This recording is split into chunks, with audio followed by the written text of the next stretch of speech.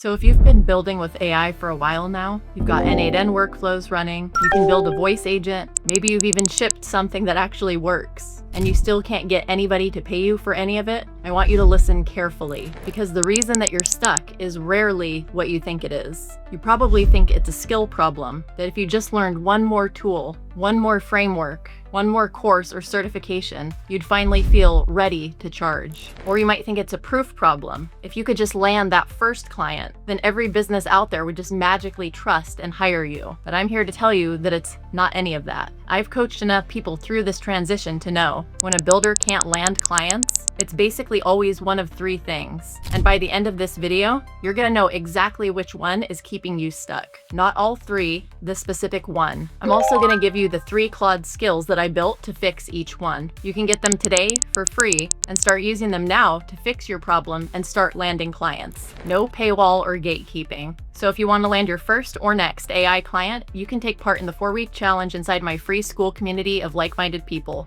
where you'll find a free course that's honestly better than most paid courses out there, and you'll get direct one-on-one access to me for whatever questions you might have. The link is down below. Okay, let's dive in. Problem number 1 is you're targeting nobody. Here's what this looks like in practice. Someone asks you what you do, and you say something like, I build AI automations for small businesses, or I help companies save time with AI. And as soon as those words leave your mouth, watch what happens to the other person's face. There's nothing, no reaction, no questions. They nod politely, they say, oh, neat, and the conversation moves on. That's not because they're not interested in AI.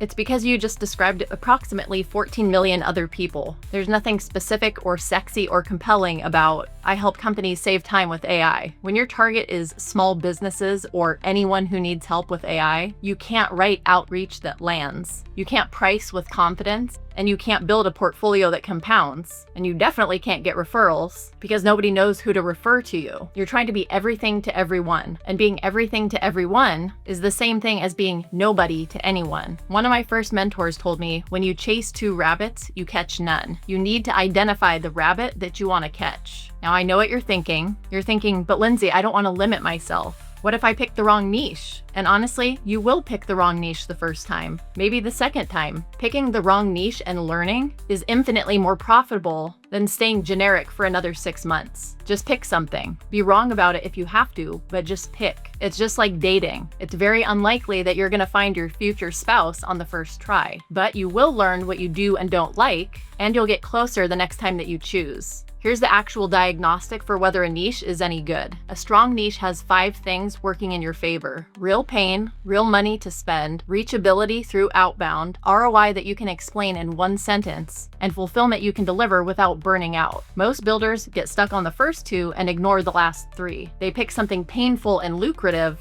like CFOs at billion-dollar companies, and then they realize that they have no way to actually reach these people and no proof that those people would actually trust. This is why I built the first skill. It's called the Service Business Niche Selector. You drop it into Claude, it walks you through your current situation, your skills, your constraints, your founder advantages, and then it scores potential niches against 8 weighted criteria. It tells you not just, oh, here's a niche, but here's why this niche fits you specifically, here's the buyer snapshot, and here's the risk. I built it because I was tired of running my coaching clients through the same 15 intake questions over and over again. Now we just run the skill and then go straight into the interesting conversation. Let me show you what a sharp niche output actually looks like. One of my coaching clients locked in on independent property inspection companies doing under 2 million in revenue, located in California. Not small businesses, not even home services, that specific. And the second she got that specific, suddenly she could write outreach that talks about exactly what property inspectors deal with on a random Tuesday morning. She could quote relevant numbers. She could anchor to industry pain. Everything changed because she stopped trying to talk to everyone. But picking a niche doesn't get you paid by itself. Which brings me to problem number 2. You have a service,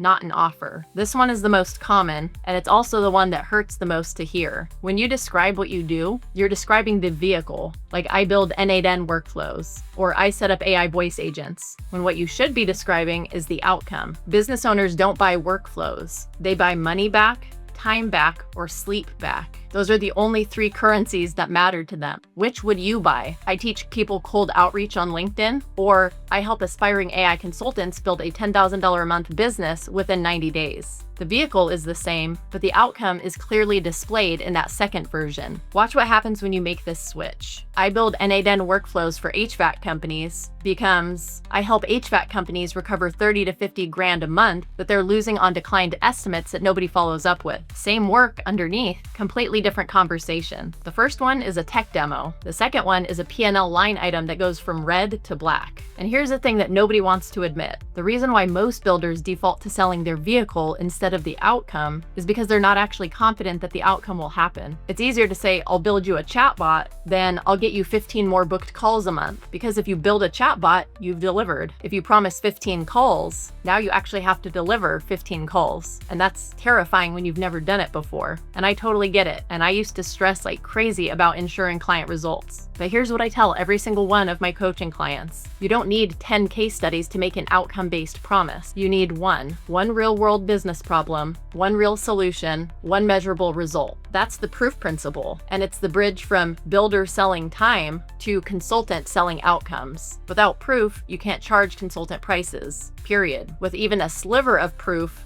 you can. And this is why I built the second skill, the service business offer builder. You give it your niche, your buyer, what you can actually deliver, and what proof you have. It walks you through 8 components of a real offer architecture: problem, outcome, vehicle, time frame, deliverables, pricing logic, risk reversal, and unique mechanism. Then it scores 3 offer concepts across 10 criteria, like ROI clarity, outbound appeal, fulfillment simplicity, and speed to value. And then it stress tests the winner by asking, why would somebody actually buy this now? Is the ROI obvious? Is the promise believable? Can you actually deliver this without burning out? The reason I'm proud of this skill is that it forces a step that most builders ignore, the stress test. It's really easy to write a beautiful offer document and feel great about it. It's really hard to look at it honestly and ask, would I buy this with my own money if I were the buyer? Most offers fall apart at that question. The ones that don't are the ones that close. That same coaching client that I just mentioned, after running the offer builder, she didn't end up selling voice agent installation. She ended up selling a service that recovered missed inbound calls and converted them into booked inspections. Same technical build underneath, completely different positioning. She closed the deal at $4,000, plus the monthly retainer, plus the likelihood of future projects based on the impact to that business. And the build itself took less than 2 weeks because she'd done the upfront diagnostic work. All right, niche locked,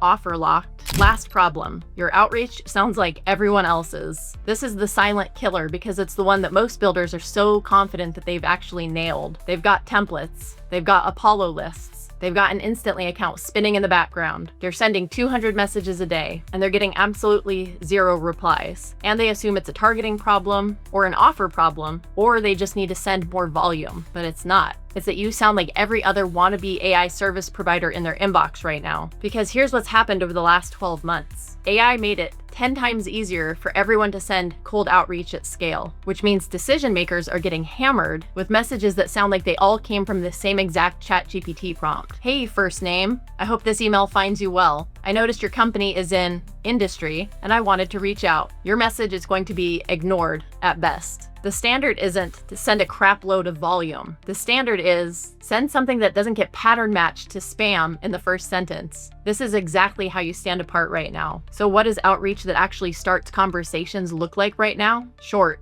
conversational, curiosity-driven, 1 call to action per message. And that call to action is not book a spot on my calendar. Early in a sequence, the CTA is worth exploring or curious or want me to send it over. You're trying to start a conversation, not close a deal in message 1. And you absolutely have to personalize on something real. A recent post, a hire, a specific company detail. If you can't personalize on anything real, fall back to sharp role and industry pain. Never ever fake personalization. Generic flattery in the opener is worse than no opener at all. This is why the third skill is the LinkedIn Outreach Sequence Builder. It generates a full sequence, connection request plus 4 follow-up messages. And it walks through the strategy first, which angle to lead with, what pain points are most likely for this prospect's role, what the central messaging hook is. Then it writes the sequence and gives you a reply likelihood score for each message. So if message 3 is weak, it flags it and offers a rewrite. I built it because the LinkedIn copy that my coaching clients were getting from generic AI tools was actively making their open rates worse. This skill is specifically designed to do the opposite of what other AI tools are doing right now. Now, I know what some of you are thinking. You're thinking, Lindsay, I've heard a million frameworks like this before. I've watched 10 YouTube videos that have promised me the playbook. They didn't work for me. Yeah, I know, I've been there. I followed gurus when I was getting started too, and most of what they told me to do didn't work. But here's what I figured out. The playbook isn't the problem. The playbook is the playbook.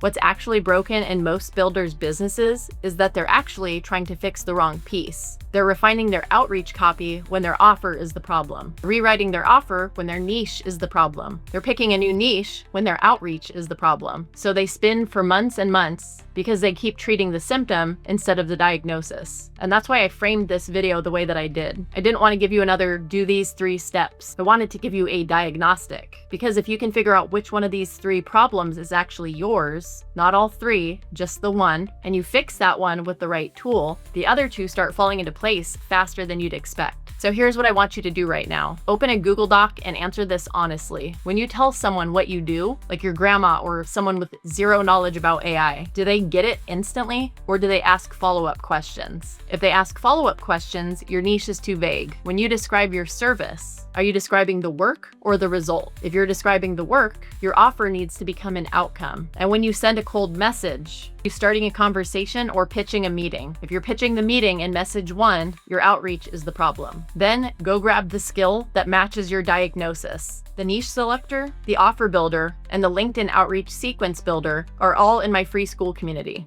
There are 2,500 other builders in there right now doing exactly what you're trying to do, which is land clients. The skills are completely free. Drop them into Claude, run them, and use the output to fix the piece that's actually broken. So if you want to land your first or next AI client, you can take part in the 4-week challenge inside of my free school community of like-minded people, where you'll find a free course that's honestly better than most paid courses out there, and you'll get direct one-on-one access to me for whatever questions you might have. The link is down below. And drop a comment telling me which of these 3 problems is yours: niche, offer, or outreach. I read every comment. Thanks for watching, and I will see you in the next video.